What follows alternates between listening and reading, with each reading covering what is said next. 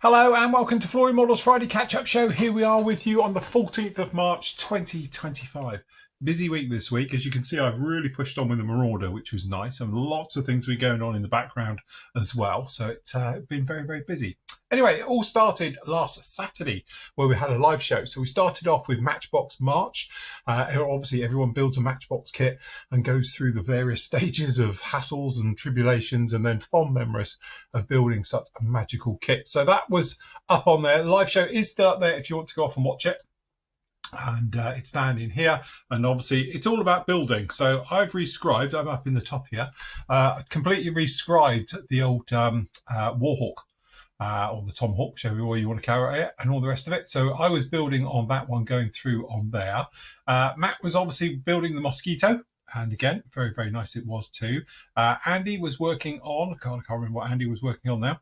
Was working on something else, and John as well. So anyway, this was quite a long show. I think we were up for a good few hours on this particular one, building our way through, going through the motions of all the builds and all the rest of it. So if you want to catch up with all of these ones, you can do as well. And we were answering questions and the usual things that were coming through from Facebook and on YouTube land and all the rest of it. So it was up there for around about 2 hours. We were working on these, going through the measures on that one. So if you want to catch up with that particular show, as always, literally just pop over to the vlog section, click on the vlogs, and you will find it just down in here. All right, if you click on there, you can be taken through, and because it's a free show, you just click on there and start watching, and away you go. It is up on YouTube and other areas.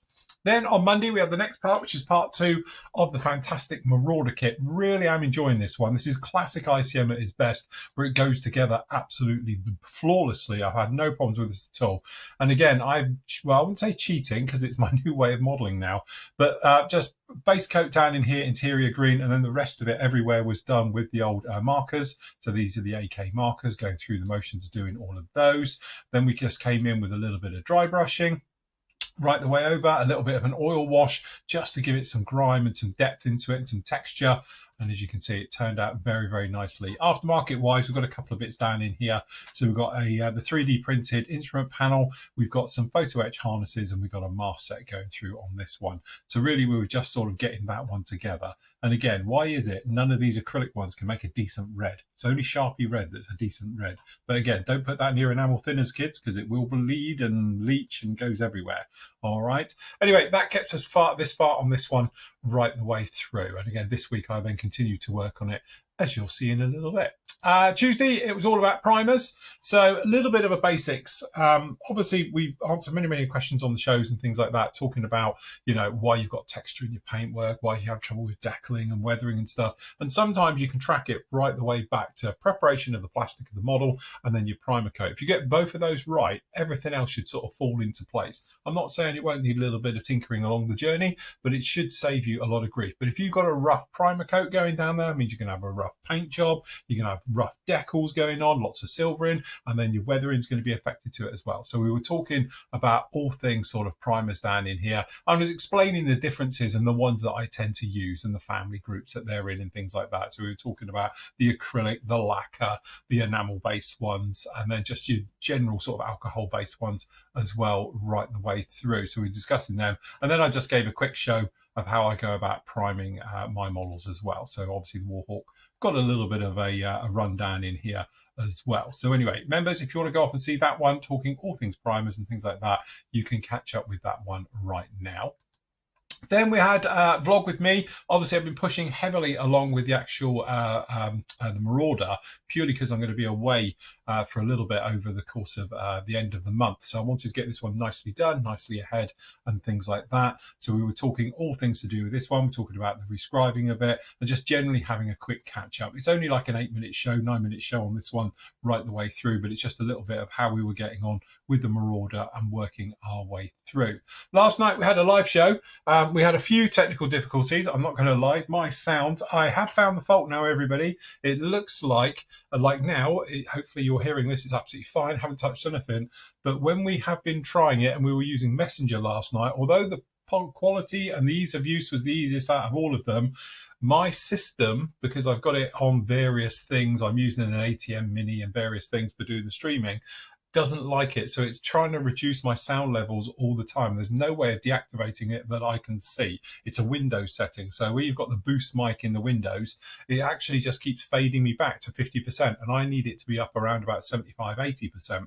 And as soon as I start talking, it drops back down again. If anyone knows how to turn that off, let me know, because it would be a big help for that one. But anyway, it was okay. It went through. We had lots of laughs on this one, including talking about Superlube and its usage and everything that goes into that one.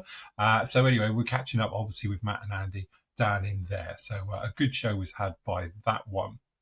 And that basically gets us up to date of where we are today. So Marauder is coming along very nicely. Continue to work onto it. The wings are not actually on yet. They are literally still a little soft bit like that. But I just wanted to show how nice the seam is. Look at that. Perfect, yeah? It's still a soft bit. Nothing is glued on this one.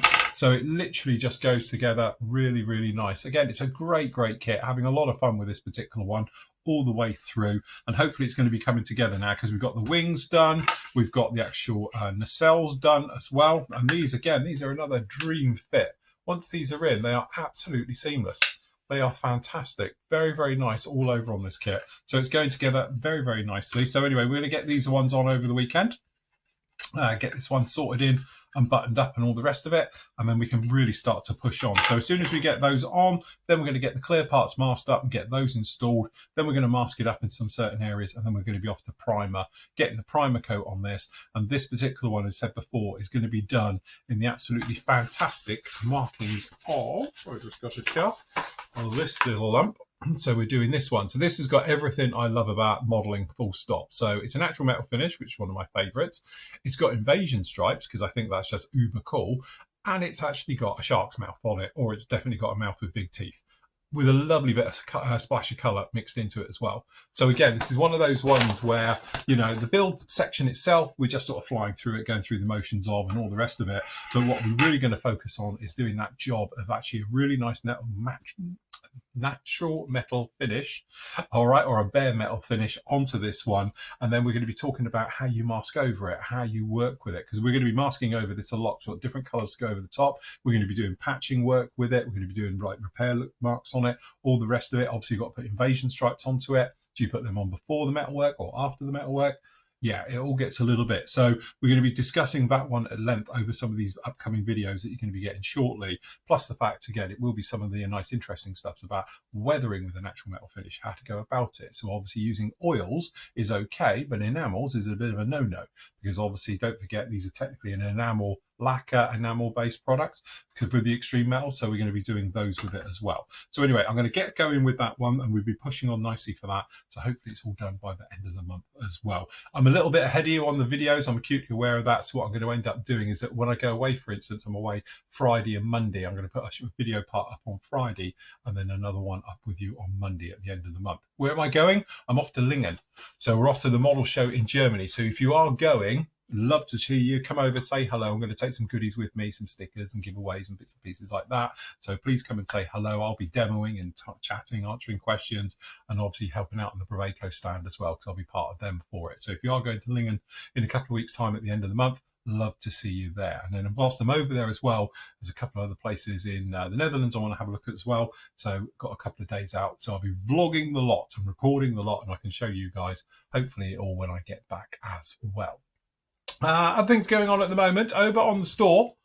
As I say, I've changed the thing. A lot of people keep asking me about where the in-flight stands are. You do have to scroll down for them, but they are down in here. They are in stock now, so it's no problem. We've got all your sizes and that. The printer's having a break today, actually, because it's been running flat out for the last 2 weeks. But again, we got these. Thank you for all the very kind feedback on this one. Got some great feedback saying that how strong they are, how fantastic. It's great. You can have the different angles and all the bits into there, and it's fully interchangeable as well. All right. So yes, they are very nice. I will say, because a lot of people have asked about like the sizing and then that, I just roughly sized them to it. So have a look at it from your point of view of how big you want it to be. And say the medium one is pretty much good for, you know, even on a 48 scale medium bomber, no problem at all. If you're moving up to sort of the big heavy bombers and obviously the bigger 32nd scale stuff like modern jets and stuff, then definitely go for the large one. But everything else, you'd be no problem with the medium on there. Or in anything smaller wise, You got your small stand as well. All right. So if you want to catch up with those ones, they are right there in the system. And then again, we've got all your tools and everything is in stock. We've got another restock, which is due into me hopefully in the next couple of weeks, which will be then obviously I've increased my order, if you like. So I've got a lot more circle cutters coming in. So I won't run out of stock as quickly as I've been doing, because as soon as these things have been going in, they've been going out. Plus the fact I've got all your other tools in stock at the moment. The nozzles, I know there's a few of you waiting for those. I'm going to be doing them at the weekend. So they'll be back in stock on Monday. You'll all get an email if you've got your name down for those as well. All right. So lots and lots of stuff to come. Last up, the pigments. Lots of people asking about the pigments. There's nothing wrong with pigments. It's just that I'm making room and changing things around. They are messy.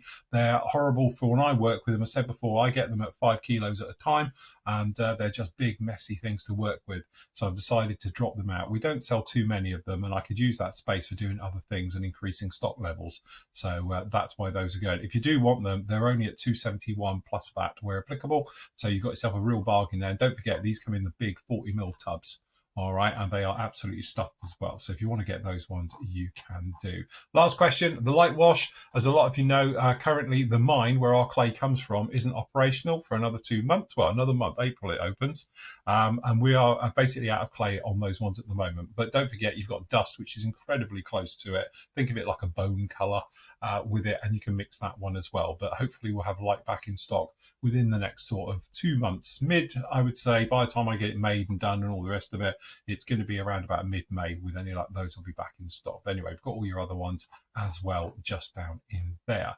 Also, last up, please, if you're in the EU, buy from Braveco, which are obviously in here. So just click onto here. It does say all in here, but so many of you still order from me and you're paying extortionate fees and taxes and things like that. You can pop over to the Braveco site. They've got them all our stuff in here as well. So if you want to get any of those products, you can get everything that I've got, they've got as well. And it'll save you around about 25 to 30 euros in fees and taxes and stuff like that as well. So if you get them from there, but it breaks my heart when I hear like somebody's ordered 2 bottles of wash and it's cost them 35 euros. That's just ridiculous, you know, in fees and things like that. So if you are in the EU, definitely get them from there. And obviously, if you're in the US, don't forget, you can go off and you can get them as well from our friends over at, where is he, High Altitude Hobbies.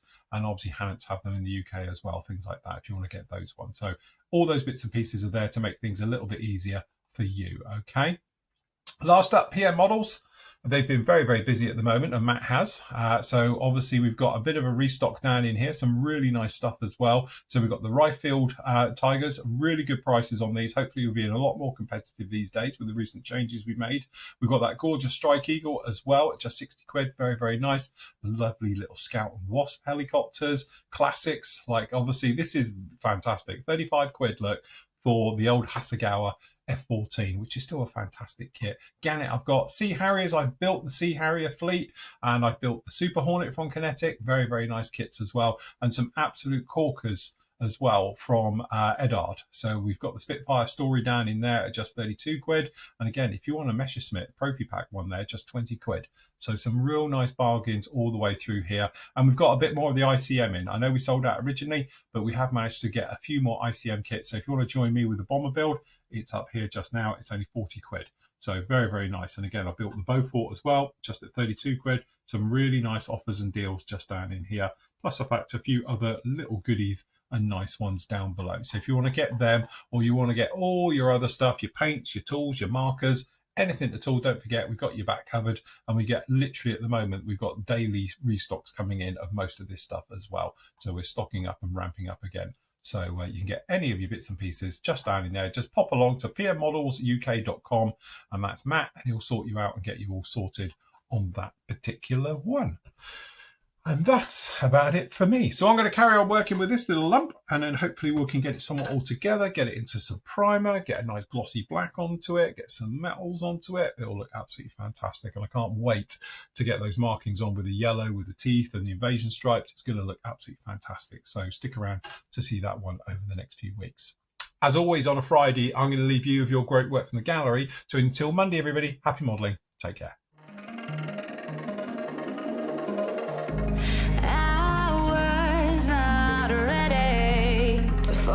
I'm wasted.